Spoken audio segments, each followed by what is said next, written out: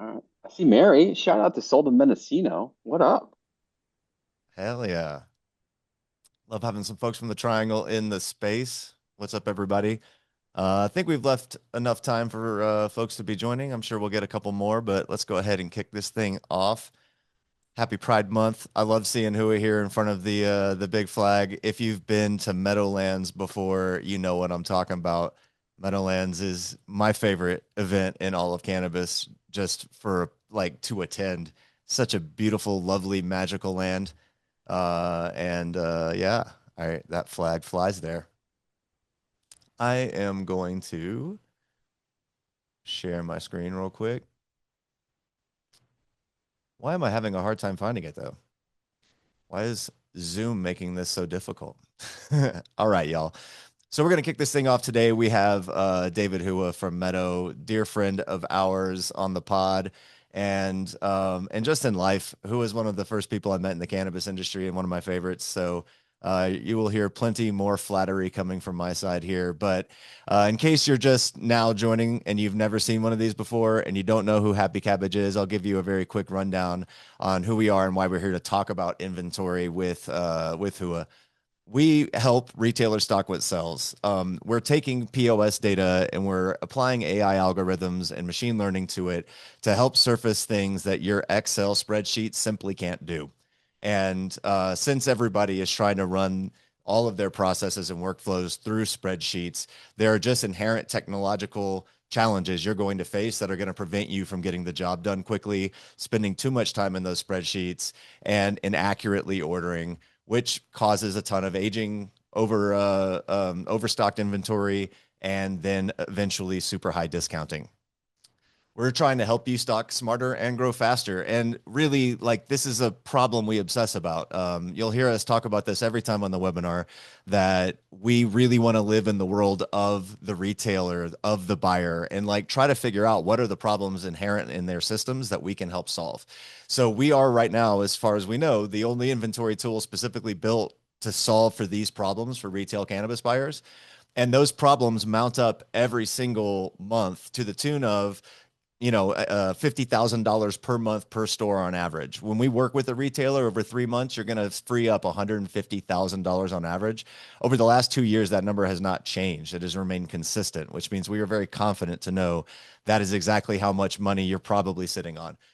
Your buyer is also spending over 10 hours a week in those spreadsheets, crunching numbers and ending up with close to, but not fully accurate numbers at the end. So this is where all that money comes from. And our tool helps you solve those things very quickly and give you the insight you need to make the right actions. A couple other things that we're helping to do, which really mount up to that $150,000 in savings, is we're reducing your days of supply on hand by 40%, down 17 days. Most retailers are carrying like 57 days of supply on hand, and we're getting our retailers, the really good ones, are in the 21 to 30 days of supply on hand mark and doing a lot of active reordering. We're also reducing your total SKUs by 11%, your slow moving SKUs by 14. That's making up a lot of that cash that's just stuck on your shelves. We have a lot of great customers. Here's a few of them. You can see sort of the results we've generated across some of these customers. Please feel free to reach out to any of them, as all of them are advocates of ours. They're very, very happy with the amount of money and amount of time we've been able to save them. If you are on any of these POS platforms, particularly Meadow, we integrate, and you can work on happy buyers. The Meadow integration is one we're super happy about, and why we have Hua here initially anyway. So we could talk a little bit more about, if you're on Meadow, what you can get out of the happy buyers integration, as well as just our general insights on the retail world. And if you like what you hear, you like what you see, you want to try to get some of these savings for yourselves, you can try us out for 14 days for free with your live store data. So you literally can actually start saving money right now off your shelves. And if you don't like it at the end of those 14 days, no harm, no foul. We can shake hands and be friends. If that feels like a step too far, we can also just assess your damage for you and do a quick free inventory health audit and say, here's where you're overstocked. Here's where you're aging. Here's the percentage of your discounts, your margins. These are things that are part of our overall inventory health that we're keeping you on top of in Happy Buyers every day. Last thing to mention, This is new. We have some great courses on inventory management, teaching inventory managers and buyers and purchasers and even bud tenders how to do what we do and how to follow the ethos that Happy Buyers is built around. So you can go learn those for free on Seed Talent. Go check them out. They're really good. We've gotten a lot of great feedback from the people who have taken it. So go check that out. Okay, enough of the fire hose. I'm going to kick this off to Andrew and Hua. Before I do, just know that you can ask questions at any time. Drop it in the Q&A tool with a question mark on Zoom or just in the chat. Feel free to chat it up too. We like to keep these things lively. So if at any point in time Hua or Andrew say something that you find out of line, let them know. Disagree in the comments or just support them if you really enjoy what they're having to say. All right, without further ado, I'll kick it off to you guys. Thanks, Brad. Hey, Hua. How's it going? Hey, and if you act now, Andrew will come to your house and make you pancakes. We For a always, I would say 20% discount. 20%, 20% discount. it's our podcast, we got to start it with the I love it. at least it's Great. not, at least we're not pitching yoga classes, I guess. Um, uh, Actually, in that vein, so you're everywhere, dude. You're an OG, I feel like at this point, with how far and how deep you've gone in this industry. So I'm sure most of the folks know on the call who you are, but I would love it for the few who probably don't. Give us like just really quick your intro on Meadow, how you came to be here, where you're doing. Yeah, we've been building software for cannabis dispensary operators since 2014, and shout out to San Francisco. This is our home. Shout out to the LGBTQ community. We wouldn't be here without them. For those that haven't seen the movie Join the Club, I highly recommend it. It charts the path of Prop 215 and something that happened during the HIV epidemic and what was going on there came Prop 215. So we're here because of them. We are powering dispensaries. I think we've processed over $5 billion worth of cannabis transactions. We're in 6 states. We try to do the best we can in helping operators sell more weed with less clicks. And I love weed. So, this is just one of the perks of the job. And I love our customers and our partners here. They're amazing. It's a joy to work with them despite all the challenges that we've gone through. But we're still here and still pushing. That's awesome. And I would say, I think because you definitely were in the software game in particular, like super early, and in SF super early, and you've seen the arc of it all at this point. I feel like you've seen a lot of shit, right? And you've had that opportunity to see that shit from the lens of working with all kinds of retailers of all kinds of sizes. Um, Tell me a little bit about where you think we are now, in particular, where retailers are now in this day and age. I think there's a lot of like where we were, but like, what is this? What is the cannabis retailer today? I know it's like a huge open ended. Yeah, no, I love it. It's very very very vibey. I've been playing with this idea of just we're all pollinators, right? We're getting cannabis out in as many outlets as we can and in many places as we can. And the lanes that we've been defined in, whether it's legal or gray or traditional or trap or hemp or synthetic cannabinoid, biosynthesis, terpene, whatever. I mean, I think there's a lot there. But I think the overwhelming curve is up and to the right in terms of more access and more people getting cannabis. It's just that we're doing it in these man-made rules that oftentimes have huge holes and issues and challenges within it. It's also super hard. We've had a lot of people come and go in this movement, just like if we were in technology and talking about the dot-com bust or boom and bust, there's some winners that came out there, but a lot of losers.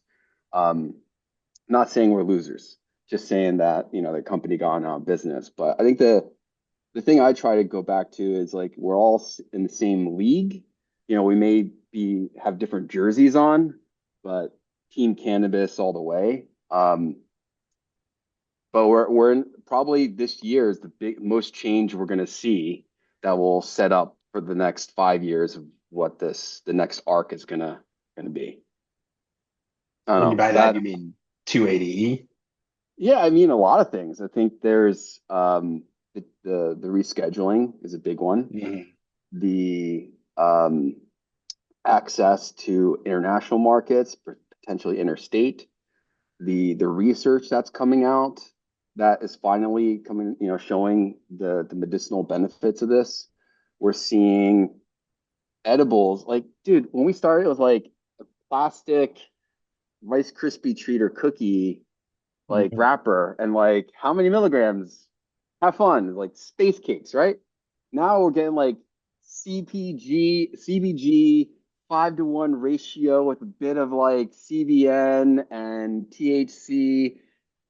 Like what? I mean, it's great. I love it, but I think that's where we're getting way deeper in the cannabinoid profiles and the and in kind of like preference of what the consumer, what the patient wants.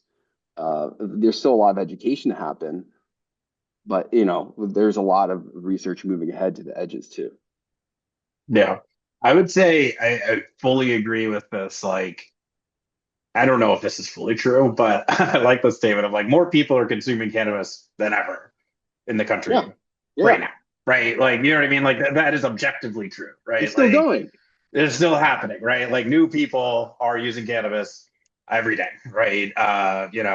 Folks are coming back to cannabis who have been out of it for years and years with the increase in senior usage. I would agree, like, we have so many niche sort of like cannabinoid profiles now, but like that's building out like consumer use cases in ways that like you're right, like just a brownie just wasn't going to cut it for you.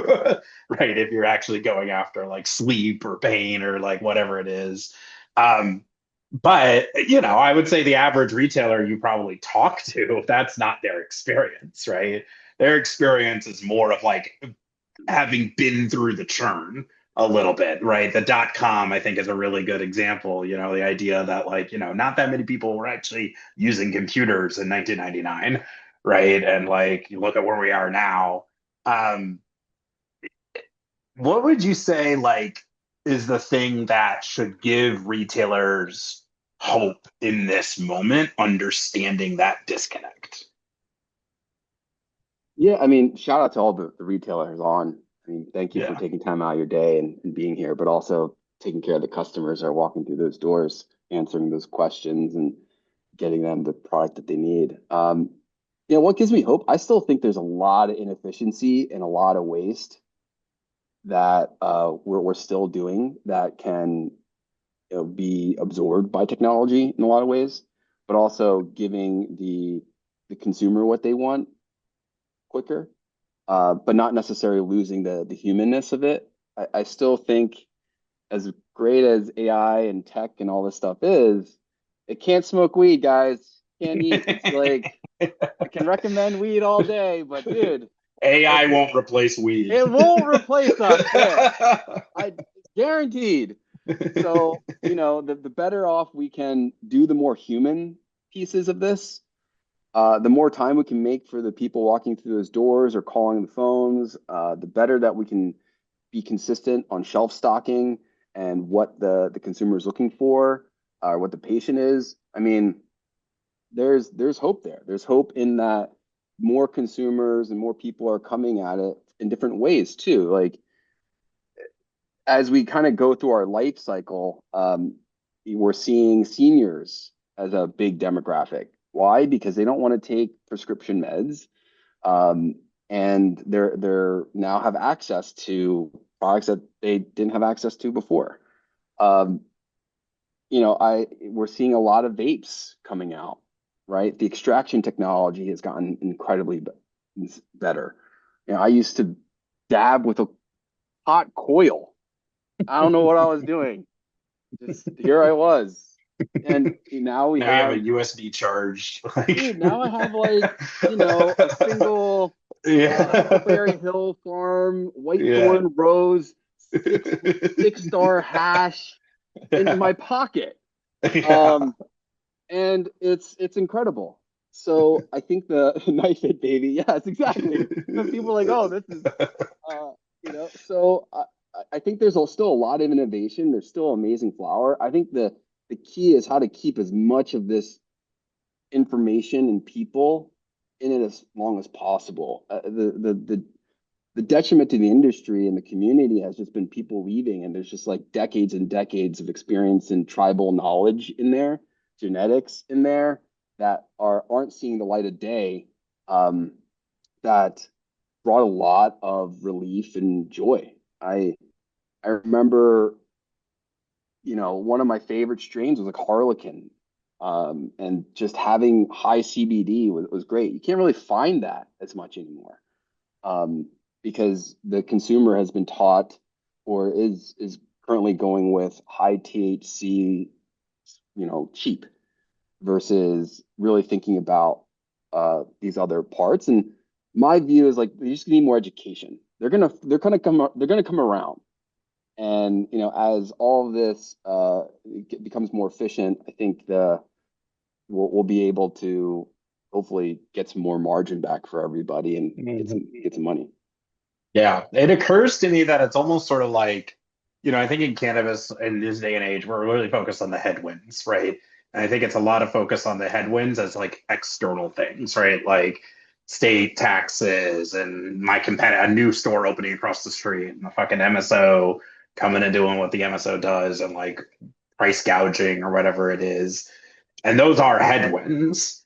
But what you're kind of calling out, it occurs to me, is like we also have tailwinds, right? We have consumers who are becoming more knowledgeable. We have different modalities of consuming products. We have different demographics who are seeking to consume. We have technology advancements, right, that can allow for more of that human interaction, right?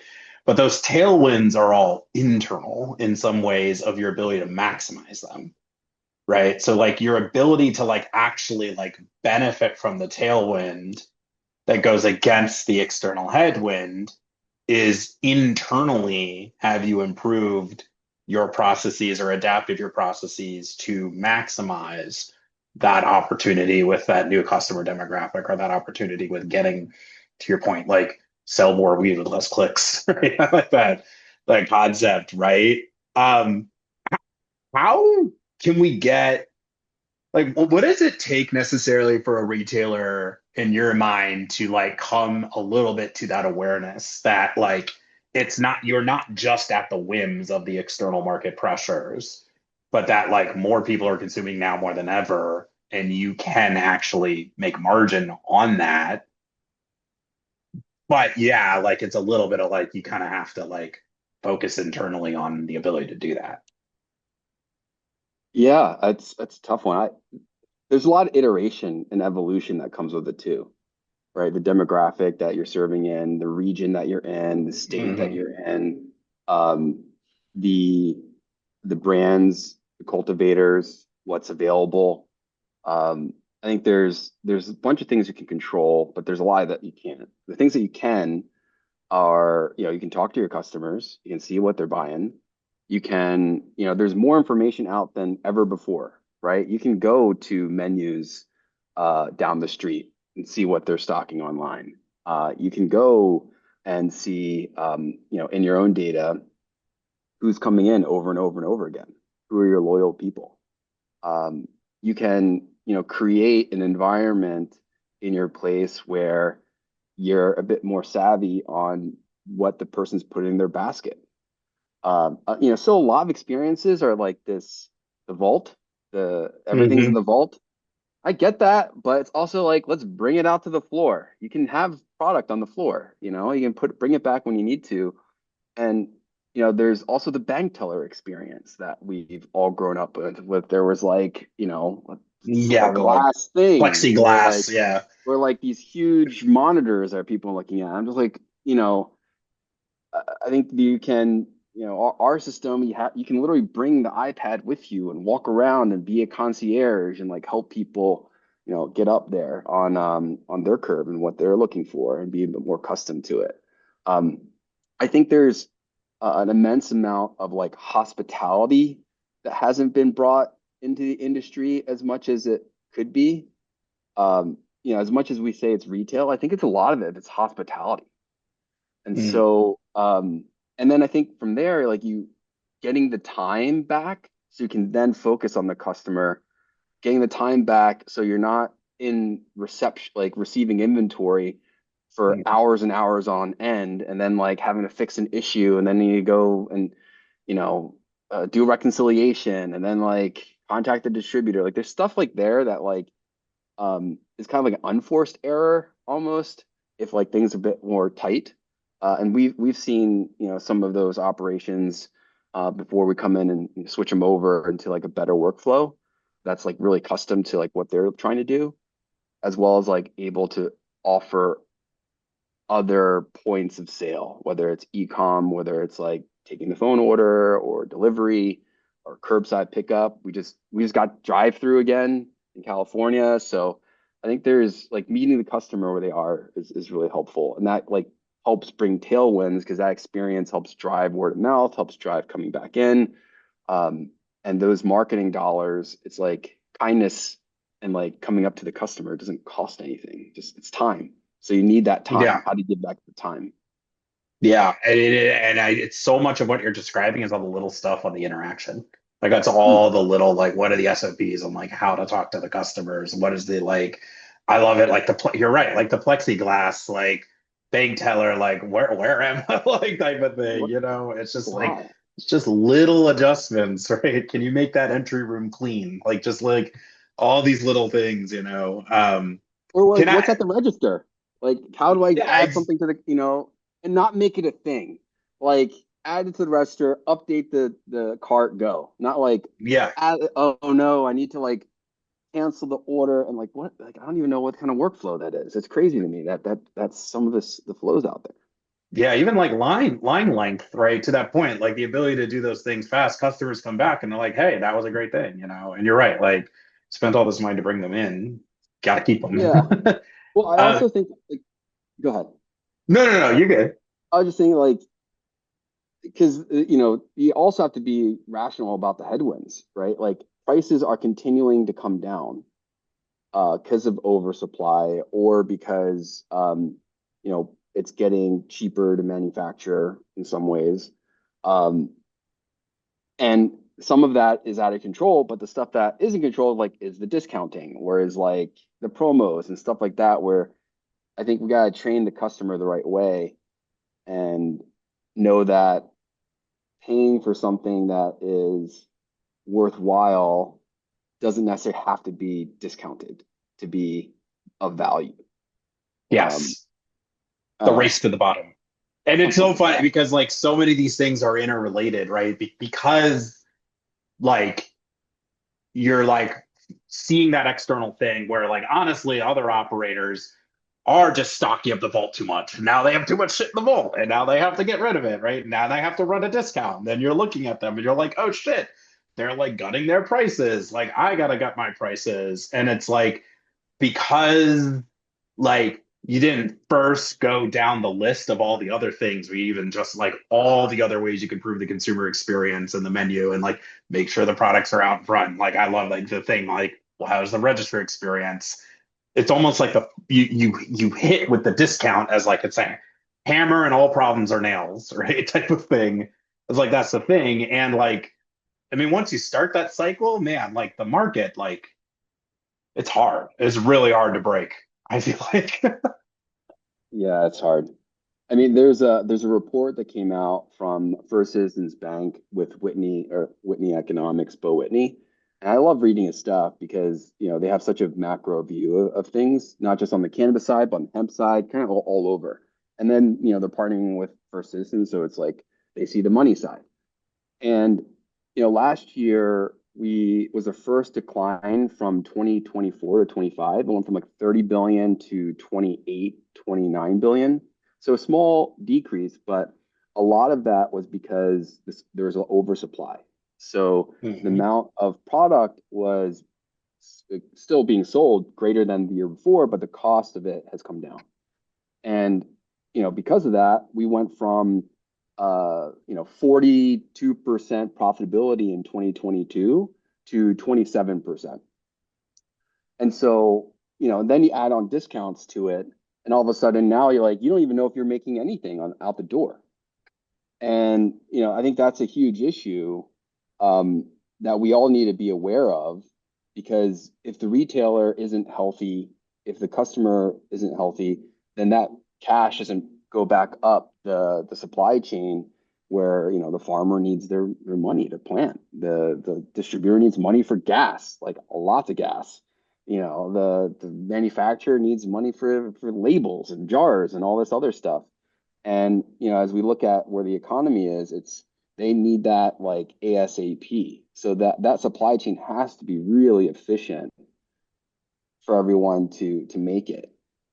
Mhm. And it's, you know, it's not the kind of thing where you can just like turn on more machines and more weed just sprouts the next day, right? Like it's because the supply itself is a delayed signal of the demand. You get into these traps where it's and like the fact that every market has these hard walls where, hey, demand's going up, we're building more stores, there's more consumers, let's grow twice as much weed, right? Like, we all see growth, we want to all do that.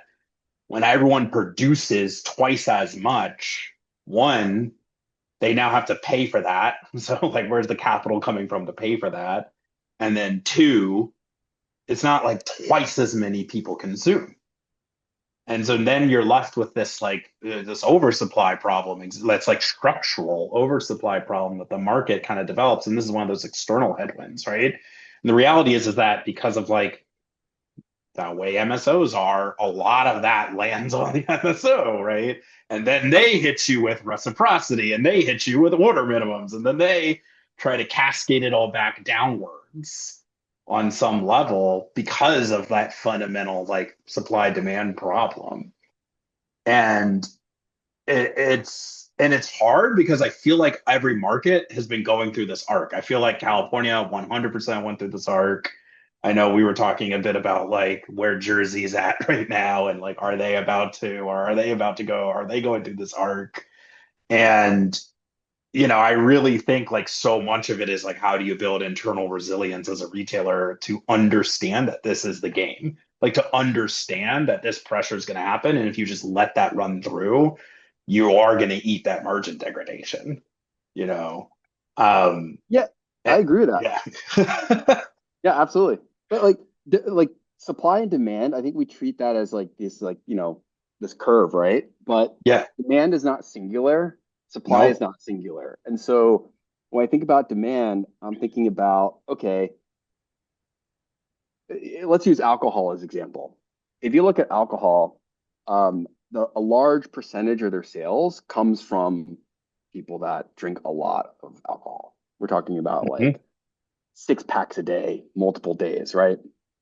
And um, in cannabis, when we had deli style in 215, and when we had like 1,000 milligram Corova bars, it was very medical. It was like you're getting a lot of product and a lot of medicine, for you. Now it's like, okay, we have these 5, 10 milligram gummies, but there's a whole section of people that require 500 milligrams a day, 1,000 milligrams a day.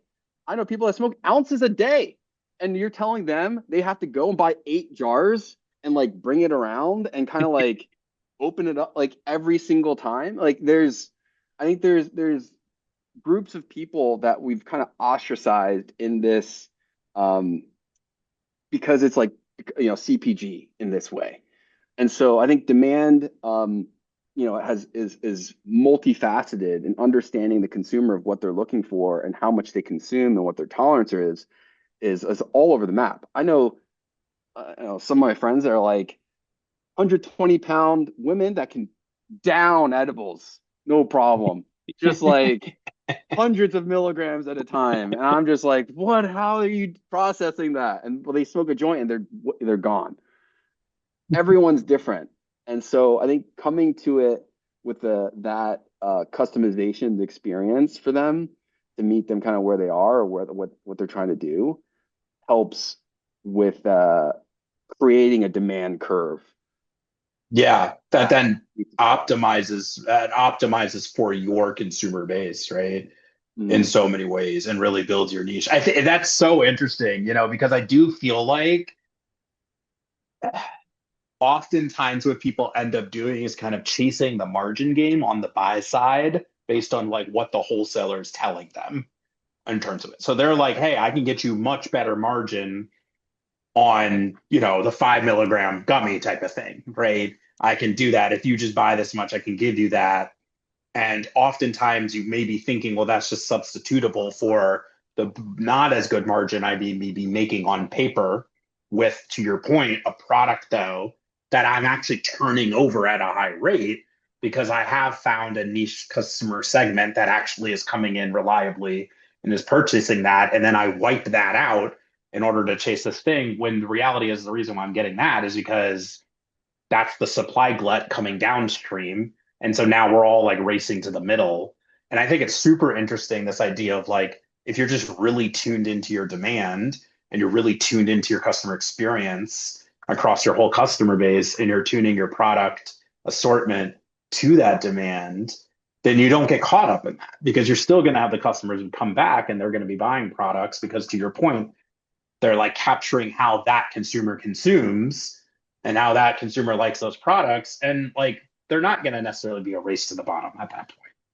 Right. At yeah, least that's, no, I think that's right. And then the next step to that is making sure that demand meets the supply, and supply is also not singular, right? If you look at California, where what we've gone through, we went through boom and bust of so much supply that came to market, where you could get myriad of options. Then the retailer had all this power, and there's so much. There's stocking fees, there's shelving speed, there's all these mhm. fees, and then all of a sudden, supply wasn't there, and then people were scrambling, and then prices went up, and then people couldn't get what they needed to get, and then all of a sudden it was like the power swung back to the growers and the manufacturers. Then it keeps swinging back and forth, and I look at a new state like Minnesota. We just launched there last month, and their supply chain is still getting staged up. The people that are out in front are the ones that build good relationships with their suppliers, the one that are telling them what the demand is. Hey, this is what I'm seeing. This is what's moving. Hey, here's what I think could move on the next cycle. Or what's coming down the pipe? How do I start promoting it beforehand? How do I do what we call them use of patient appreciation days, or PADs or demos, and bringing that in. I think sharing that information upstream while you're getting it helps bridge that communication gap. And then also, because of that, then they know how much you're selling, they know how much inventory you're carrying, they're not overstocking. They'd rather have smaller shipments getting paid like COD than a big order, net 30, net 60. And because there's so much anxiety around that money. There's so much anxiety around, like, if it doesn't move, what happens?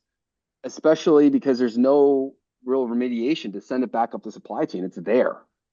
Yeah. So rather than not oversupplied, they don't have to oversell and then like be sitting on, oh, I sold all this top line revenue, but a lot of it doesn't come in because it didn't move.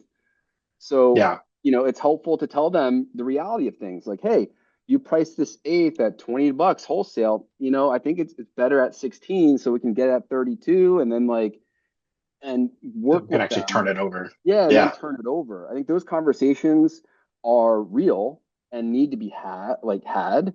Um, and there's nothing wrong with that. I think that's actually how you build these healthy relationships, because it will continue to go up and down. The regulations are going to continue to change.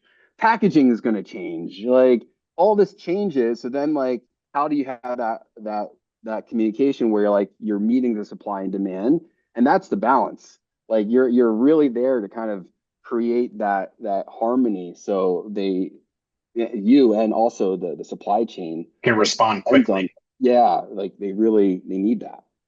Yeah, Um, I mean, I remember like, and I haven't fully necessarily done the retrospective to truly understand and see how it all kind of played out. But, when the Michigan wholesale tax came through, I hate this 24% Michigan thing, everybody bought as much as they could before January 1st, as much as they could. And I will say, you look at these Michigan and the amount of just aged, expiring inventory that is now sitting on their shelves. And that's hard. That's like a hard decision to make, to be like, maybe I shouldn't acquire a year's worth of inventory to slip out of the tax. But at the same time, like, it's, that's a huge external pressure that's going to push you. And I think the mind share was really around acquire as much now to get out of that tax. But like, if you can't pay all that back, then it doesn't matter. You're either way, you're paying the money. So, I mean, I don't know. I don't know how it's fully going to shake out, and maybe they repeal it, but that's like a really good example of this, of like, how do you respond nimbly to something like that? You Dude, know, that was nuts. I mean, we went it through in was super California. We nuts. went from Yeah. 15 to 19%. And, fortunately, we rallied and were able to get that turned back over. But it's also because those relationships on the legislative side were needed. But we also had, California Normal, which isn't a trade org. It's an advocacy group for patients. And, they were huge in pushing that forward. So it's this idea that like you can't necessarily be just in your own silo. You really have to connect with your And collaborate. ecosystem and collaborate. And then, the other thing that we did was we told all the consumers, like, look, taxes are going up. There's an opportunity to, write to your senator, write to your assemblyman. Like, here's the copy. Here's their email. Here's their phone number. Blow them up. Like whatever we needed to do to do that. And um, it's been tough because the law of the advocacy that used to be very patient forward has kind of gone away. It's not as big as it used to be. When you had someone in a wheelchair here that could like show you its medicine versus some person that's like trying to advocate for their business. It doesn't hit as well. So you need both sides. Um, and you also need to hold your legislators accountable too, because we're passing these laws that are saying, okay, we have legal cannabis, but there's still some counties that don't have it, right? They are prohibitionists, even though the state has overwhelmingly, you know, said, yeah, there should be access. Mhm. And I think that's like the day to day that we kind of still have to fight because there's still stigma, there's still people that don't like it, and I get that, but it should be And accessible to because of people. that, it's a pool of money that they're like, well, let's go in and let's grab some money from here, and there's always that Yeah, allure of or like, just counties keep that the are tax up. Yeah, or counties that are really friendly and put like too many licenses. And then all of a Yeah. sudden it's like oversaturated and then it becomes this like race to the bottom because they're competing and trying to get people in because the population isn't necessarily there. It's the Yeah. taxes are insane. There shouldn't be tax on medicine. Flat out. It just there shouldn't be. Well, I And think this is, I mean, one thing you're talking about though is like, it really occurs to me that a lot of these things kind of weave together in terms of like, a lot of those advocates are business owners themselves, right? Like a lot of the advocacy comes from people who are actually running retailers and brands and distributors and like all of that. And their businesses being healthy gives them the power, the time, and the survivability to continue to be those advocates, right? When the businesses aren't healthy, unfortunately, like that all comes back because it's hard to have a thread of like strong advocacy together when you're spending all day trying to put out fires out at the retailer and hoping that you're not going to go out of business, right? And it just really calls out that like, you know, you got to do like you got to both be working on the external stuff as much as possible because those are real things and hugely material to the business, but you also have to like can't be betting the entire business on that, right? You got to know that your game you're in and all of that change ends up being upside if it comes, But like if your business is locked in and running super solid and you are making margins despite that, then you can spend your energy fighting.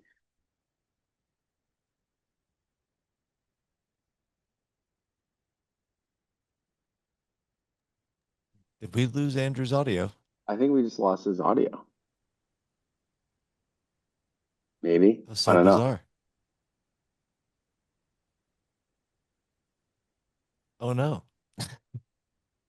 It's okay. He'll come back. This will not stop Andrew. Hello? Oh my There you goodness. go. I apologize. My audio cut out. Where did you lose me? Like the last 10 seconds. I was just saying, like, that's where I think it works, right? Like, that's where the health of the business helps perpetuate back upwards to the health of the industry overall. Um, cool. I know, and apologize. I don't know, my audio just broke out. I think my headphones cropped out for a second. But I think we were talking about, you just mentioned Minnesota. And you're talking about Jersey, like these new states, obviously like both us, we kind of came up in California. We've seen it all. Just like before we close out and get into like a larger Q&A here, what are some advice you would give to retailers in these newer markets that are kind of going through some of this evolution right now? Oh, well, I think you got to expect margins to compress, and you have to expect that the especially where the economy is, like people want value, and you have to deliver that in some way. Um, I think you have to leverage a lot of technology out there that wasn't necessarily available before, that to help because labor is expensive. We in California last year, there's a lot of licenses that just shut down. Just not sold, just shut down, done. A bunch of it still has a lot of tax liability. Pay your taxes. That follows you. Really important. Don't use your Pay your taxes taxes. for buying things. Like make sure you pay your taxes. Um, making sure you have your setup where you're understanding the demographic that's really coming through and providing that value. And, incentivizing your bud tenders and your team to not just be like hired labor, but actually part of the team where they are talking to people, they are promoting items and upselling. Um, they do remember people's names. Make sure the security guard has like a smile on their face. Like, you're walking into, remember like Willy Wonka when he walked into the candy store?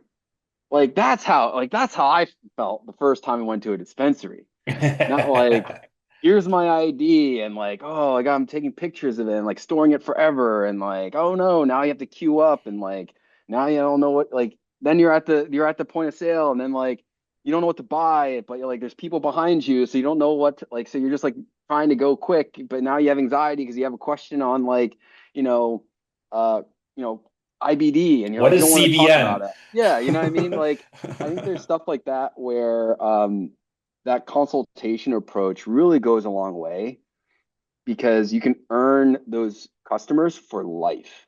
That's what you're looking for. You want that like real long-term customer that's loyal, that will keep coming back and tell people about it. And those are the people that you want to like reward, right? Like those are the people you want to give them a VIP discount or a local discount. Um, when we were fighting for licenses in California, there's a lot of work that needed to be done on the community side. We had to talk to neighbors. We had to do like community petitions. We had to like show that we were cleaning up the streets and like making sure there was parking and people weren't just smoking right then and there. And, and all that ended up working out beautifully. Dispensaries bring vitality into neighborhoods. They bring foot traffic. They bring business. They bring, good stuff there. And so I think, you can lean on that and, work with your coffee shop down the street, work with your, co-working space up the street, like the restaurants, like all that stuff is helpful in building that ecosystem. So you're not just as a standalone. And then I think a lot of it is catering to the customer. Like if a customer's coming in at 5 o'clock, they're like done work. They just want to get their things in and out. Make sure there's an express lane. Make sure there's an order ahead. Hey, how can I get you set up next time so like you can just use this QR code and quickly add stuff to your cart and we got you. Um, then there's others that like want to know what's the freshest. They want to know like, all right, I'm gonna dab for the first time. What hardware do I need? I don't even know what hardware I need. Like, oh, you should get this like Puffco, or you need this like pipe, or you need like I think there's the accessories piece too. They got to get this flower, you need that.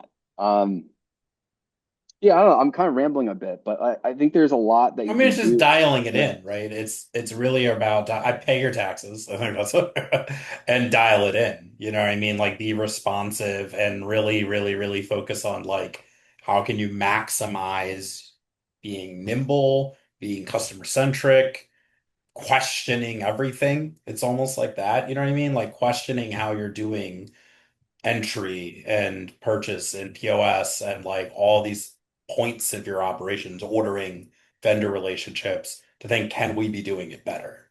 Right. And if you can build resilience internally in all of that, then even when the person down the street decides to start cutting all their prices because they're about to go out of business, like you at least have some model that you're going back to that we don't need to chase that necessarily. And expect that margins probably still will go down and all of that. So you Yeah, have well, like the strength to do it. I mean, that's why I love a relationship here. Like a lot of those questions, answers are available, right? Yes. It's not necessarily this like spidey sense as much, as with their art and science, right? Like we were talking earlier about like a healthy versus like an unhealthy cycle. A healthy cycle has a good buying velocity, has, getting on and off the shelf, relatively quickly, has smaller. It can be smaller units, smaller buys. But what's nice about that is then you're not in this discounting engine where you're like, oh, it didn't sell, so I need to discount it. Oh, now it's moving. Now I need to buy more. But you don't know if that was moving because that's what people wanted or because that was the discount. But it's tough because like there's so much discounting happening. We were looking at our stats and there was a 31% average discount across all last Hmm. year in terms of like all cannabis sold. It's wild. Wild. Like Wild. wild. And so what if you're gonna do 31%, then like you must get that ROI through the repeat purchasing, right? If you're gonna put all that like cost of acquisition out to do that customer to give that customer, then you need them back. Otherwise, you're just stocking them up for a lot, and they're not gonna come back for like 3 months, 6 months because their drawer is full. Um, Yeah. so I think that's something to think about, like healthy cycles, looking at the data, and like being able to move methodically through where you don't have to just make these decisions in big bulk buys. Yeah. I just realized I do have one question. I'm interested in your perspective on this. Um, when you say to someone, hey, I have 30%, they said, yeah, but the brand covered it all. What do you think about that? Oh, you mean like the vendor credits? Yeah. Yeah, I mean, that's that happens, right? Like that's in any business or any industry where you're getting vendor credits or promos. Um, I think that's a discussion with the brand in the sense where if you're discounting constantly, then you're cheapening the brand. Hmm. And then all of a sudden you are teaching your customer that if you're buying your product, if it's not BOGO, then it's not worth it. The value necessarily isn't Hmm. there. So things that I think often happen is because people are just so strapped on time that they're like, okay, if the brand's going to pay for it, okay, cool. But that does create a customer that then expects more discounting. Cannibalizes It does. It your whole does. price level starts falling, and then And yeah. yeah, and so what we're seeing now in California is now the customer's been trained. So they're coming in the store like, what's my deals? Like they're What's my pulling the whole discounts? store's price floor down with that. Yeah. Yeah. So you're like, okay, the vendor is giving me promo credits, but then other products that don't have that won't move. And now you're moving all this money into this just to save you a promo credit back. But then they're like, yeah, like you said, brings the shelf uh, down. I Yeah. think yeah, it's tough though. Tempting. It's easy and It's tempting. yeah, It is very much like deal with the devil type of stuff. I would say is like if it comes with a strategy, right? But at the same time, like the brand strategy is not always your strategy. So figuring out like, how often are you actually going to be doing this? Is this something I can like rely upon? Like I'm still not going to buy more due to it. That's like one of those things that you're not cannibalizing at all. And like, does it come with support? I don't know, but it is tempting, but I would agree. Some of Like these it things just, require bold moves, right? Like, I mean, I was yeah. talking with Brad Roddy from the dispensary. We have a case study for him up on our website, and we did one of our buyers blueprints, my webinars with him, and he told me in a later discussion that they don't even do 420 discounts in store. Like, they just have a normal day of operation on 420. They've opted out of doing anything discount whatsoever because when they do the numbers, they just see that the juice is never worth the squeeze for them.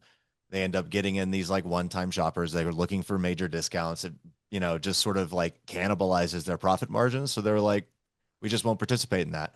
And oddly, that was like one of the first times I've ever heard that retailer say that. Like it's a very rare choice to make that decision. But he looked at the numbers and was like, I've done the math. I know this ain't worth it. yeah. It's like when did Black Friday become every day? Like you know what I mean? I just don't. It's just or just like price it to what it needs to be and not have the discount. Like you don't have to, mark it up 100% and then Right. discount 30%. Just have the price what it is, Just and don't then have all the, yeah, that's a big one. right. Just don't have like the Just price is the price. And the then price, also model your margin behind that actual price, right? yeah, Because it's all noise, you and know? then work with a vendor on that. Yeah. It's Yeah, I think there's a lot to learn from other industries and how they do merchandising and retail. But then there's a lot of nuance here that's very specific to the customer that are walking through. Like, are you a grab and go, or are you more of like a peruse and walk around and look?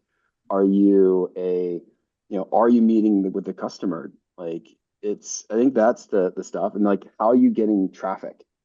We've run into a number of licensees that are putting so much energy on the launch that they forget about like that's just the starting line. Like you Yeah. have to now operate. Like you bought so much product for the launch, but like you didn't build up your customer base yet. You don't even know what they have, what they need. And meanwhile, like Yeah. every brand and every distributor is hitting up your door to stock your shelves. And now you have all of this product that you owe money on, and now you have this pressure to sell through it but you still don't know who your customer is.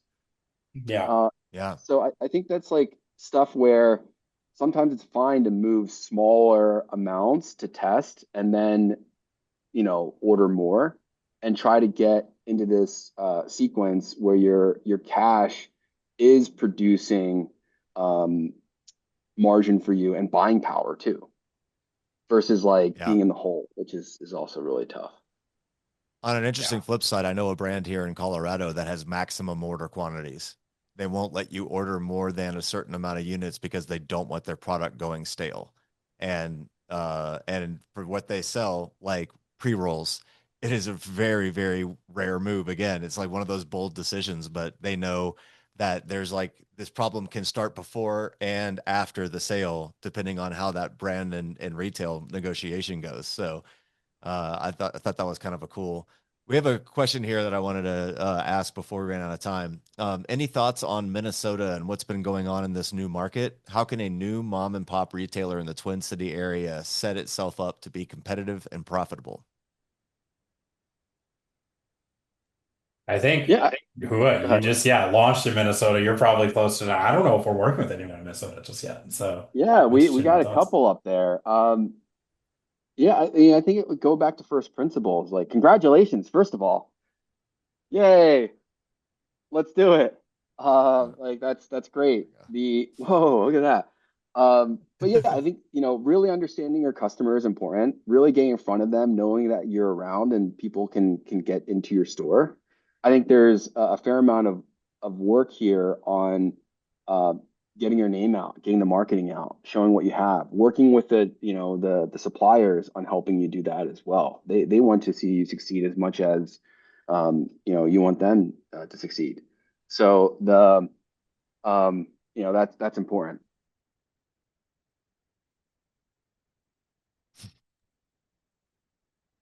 Sorry, Doing yeah, doing a pod on the job. It happens.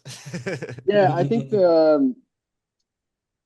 yeah, I think that's where I start with. And then in terms of Yeah. like how you're running, do your daily and weekly checks on what's moving, and try dial it in. Communicate to your suppliers.